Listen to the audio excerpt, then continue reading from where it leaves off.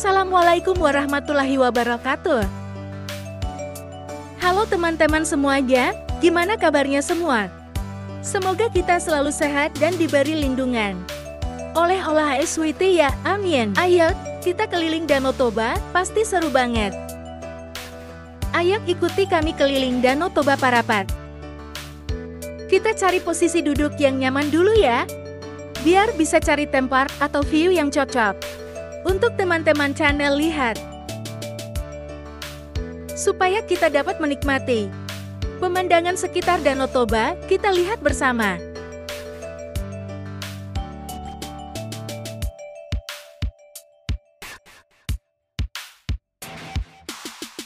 Coba kita lihat di atas sana, masih ingatkah? Itu gedung bangunan apa? Iya, Anda benar sekali. Itu adalah pesanggerahan Bung Karno, yaitu Bapak Soekarno Presiden RI yang pertama. Rumah pengasingan dibangun oleh Belanda.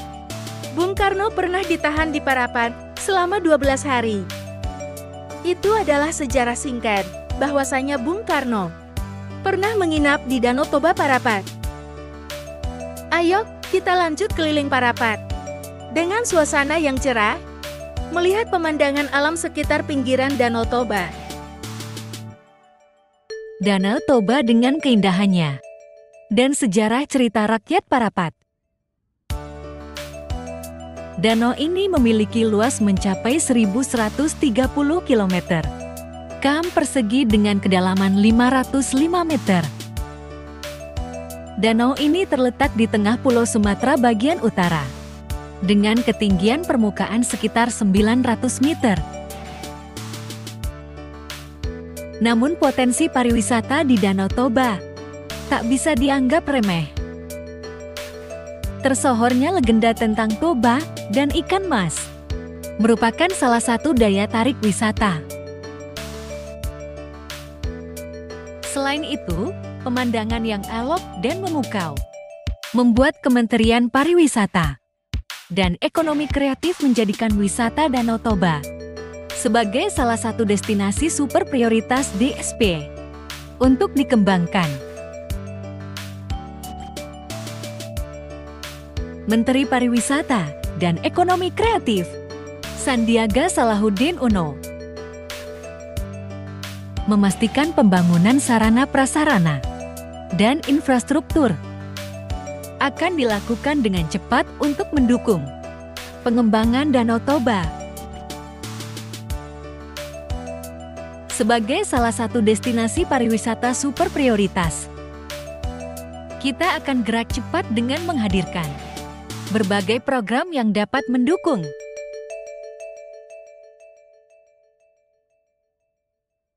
mulai dari pelatihan dan pengembangan sumber daya manusia, produk wisata, dan ekonomi kreatif, penyelenggaraan, event, promosi, dan lainnya, kata Menparekraf Sandiaga Uno masa itu. Oh ya teman-teman, pernahkah mendengar kisah dongeng yang diceritakan dari turun-temurun itu oleh anak-anak? Kerap dipercaya sebagai kisah tentang asal terbentuknya Danau Toba. Tak dipungkiri dongeng ini juga yang membuat banyak wisatawan penasaran dengan Danau Toba. Namun benarkah demikian? Secara mitologi, Danau Toba terbentuk dari kisah seorang pemuda dan seekor ikan mas. Fabel ini sangat melegenda di kalangan masyarakat, khususnya yang bermukim di sekitar Danau Toba saat ini. Legenda tersebut mulanya dikisahkan seorang pemuda sebatang kara tinggal di sebuah hutan belantara.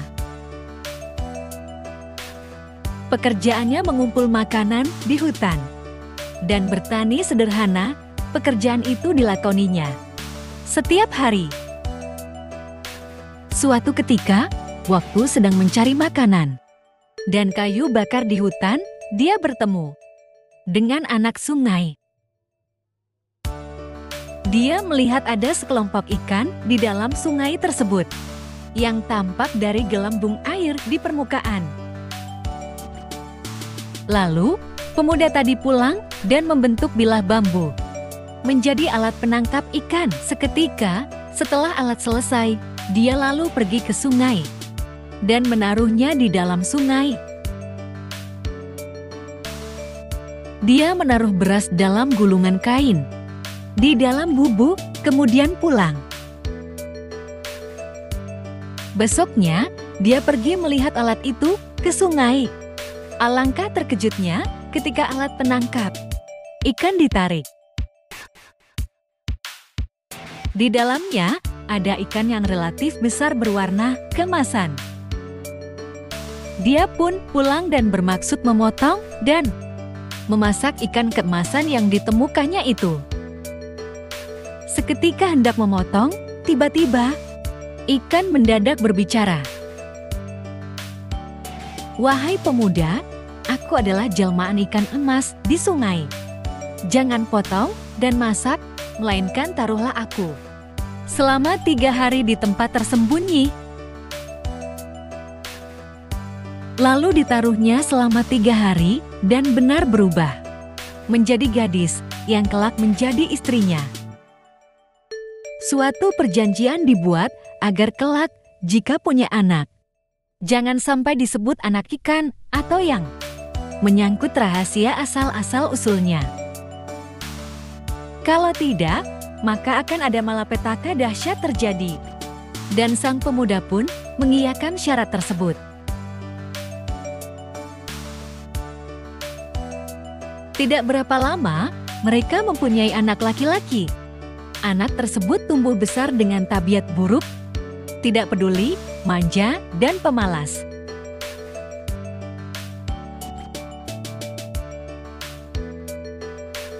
Suatu hari, sang ibu menyuruh anak tersebut untuk menghantarkan makanan untuk ayahnya yang lagi bekerja di sawah. Akan tetapi, saat dalam perjalanan, bekal untuk ayahnya tersebut dihabiskannya tanpa sisa.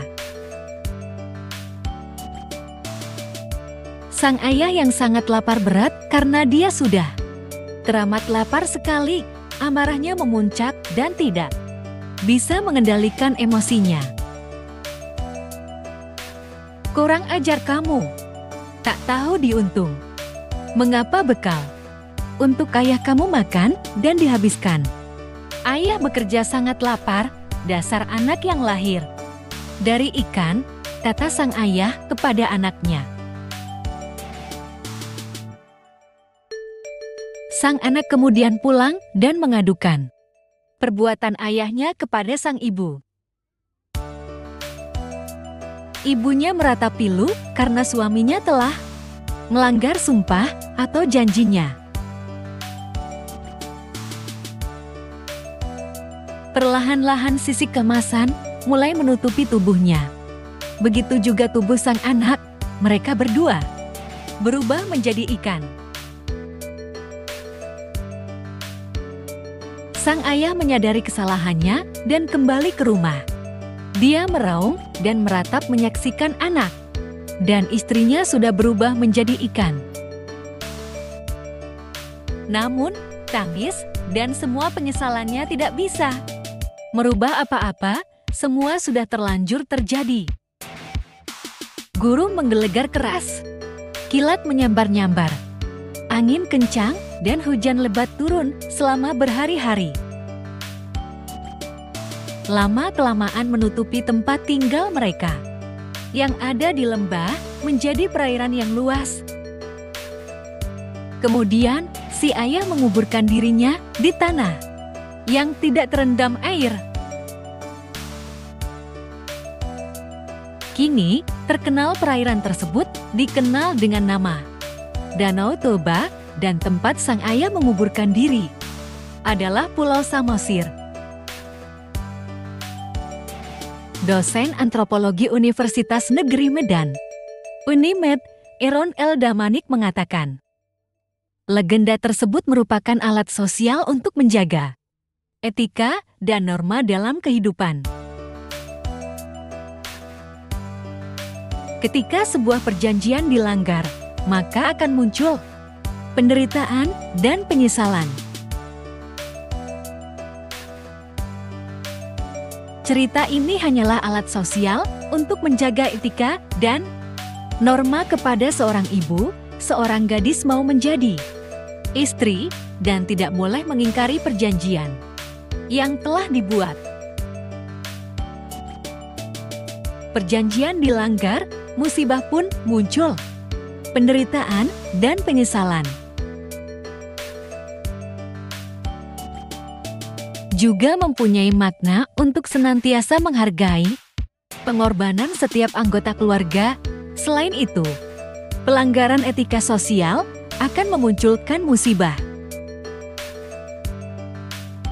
Apalagi perjanjian itu disampaikan kepada anak-anak. Mereka yang tidak tahu sama sekali apa yang terjadi sebelumnya. Jadi, perumpamaan ikan mas ini menjadi prasyarat bagi masyarakat agar senantiasa menghargai pengorbanan istrinya, saudara kandungnya, bahkan familinya. Pelanggaran kepada etika sosial itu dipastikan memunculkan musibah. Lebih lanjut, dia menjelaskan bahwa kisahnya itu memberikan kita pesan bahwa nasihat atau doa ibu sangat ampuh dan menjadi panutan. Hal itulah yang membuat kita pantang untuk melawan dan melanggar petuah ibu. Pasti mendapat celaka, walaupun itu suaminya atau saudaranya. Hal tersebut tercerminkan kepada masyarakat Toba yang sangat menghormati ibunya melebihi ayahnya. Itulah sepenggal dongeng antara Toba dengan ikan mas, istri dan anaknya di Danau Toba, Parapat, dan Pulau Samosir yang menjadikan daya tarik para wisata untuk melihat destinasi tempat wisata. Ada pesan moral di dalam cerita tersebut bahwa nasihat atau doa ibu sangat ampuh dan menjadi panutan. Hal itulah yang membuat kita pantang untuk melawan dan melanggar petuah ibu, pasti mendapat celaka, walaupun itu suaminya atau saudaranya. Oh ya teman-teman, jangan lupa selalu subscribe, like it, dan sempatkan untuk komen di channel ini. Terima kasih. Ayo teman-teman, kita lanjutkan perjalanan keliling Danau Toba lagi.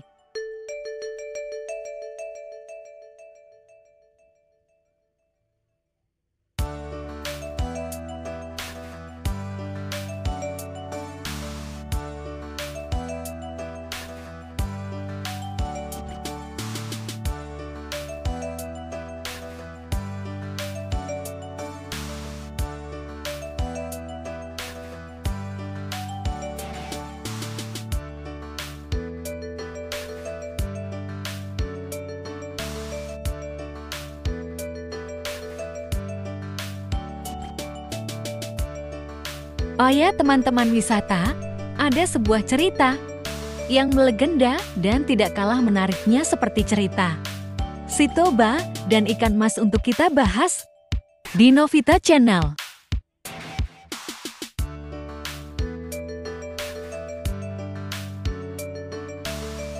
Yaitu sejarah Batu Gantung. Ini merupakan cerita rakyat Sumatera Utara yang melegenda.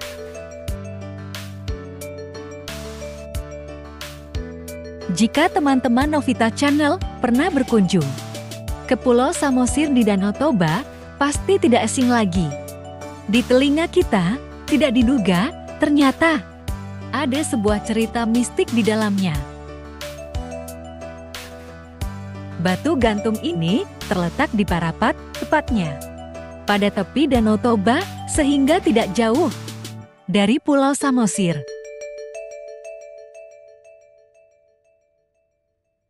Mistisnya pula, batu dan tempat ini dianggap menjadi tempat keramat oleh masyarakat setempat. sehingga dianjurkan tidak boleh berbicara kotor, kasar, atau bahkan menghina keberadaan batu gantung tersebut.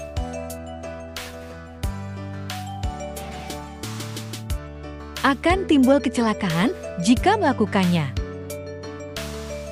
Teman Novita Channel akan melihat pahatan bebatuan yang unik.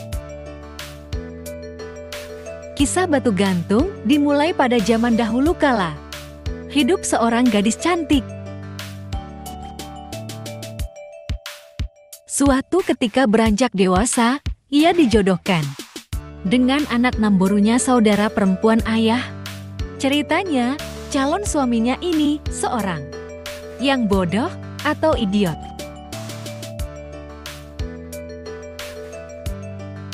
Meski bodoh, pria ini merupakan keturunan keluarga yang kaya raya. Ditambah, pada saat itu, terdapat ketentuan atau peraturan yang tidak bisa dibantah bahwa si gadis harus terima untuk menikahi anak namborunya.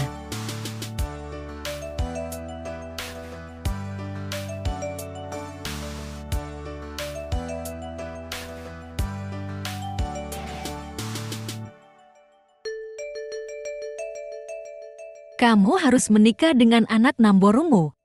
Ini perintah, bentak ayah kepada putrinya. Mulailah resah hati si gadis karena sebenarnya ia tidak ada perasaan cinta sedikit pun dalam hatinya. Si gadis pun diam saja karena tidak bisa membantah perkataan ayahnya. Namun sehari sebelum pesta nikah digelar, si gadis masih tetap tidak sudi, sehingga memilih untuk kabur melarikan diri. Ia melarikan diri dari rumah bersamaan dengan anjing peliharaannya yang selalu setia mengikutinya. Dalam hatinya si gadis, daripada dia menjadi suamiku, lebih baik aku bunuh diri, usiknya. Ia pun bertekad untuk bunuh diri daripada menikah dengan jodoh pilihan ayahnya. Seketika itu, si gadis pun sampai di tepi jurang, lalu langsung melompat ke bawah bersamaan dengan anjing gempat di sampingnya.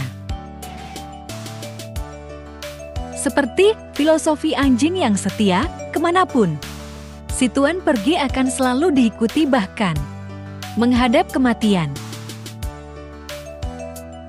Tergantunglah si gadis bersama anjingnya hingga menjadi batu yang sekarang disebut batu gantung. Hingga saat ini, batu gantung masih menjadi salah satu ikon pariwisata jika wisatawan berkunjung ke Danau Toba. Mengingat tempat ini juga tidak hanya jadi objek wisata, batu gantung mengandung cerita legenda yang fenomenal. Dengan lingkungan yang masih alami dan air danau yang terjaga kebersihannya, membuat tempat ini jadi tempat swafoto yang instagramable. Keberadaan batu gantung ini pun menjadi petuah bahwa orang tua harus bisa bersikap bijaksana dalam mengatur kisah percintaan anaknya.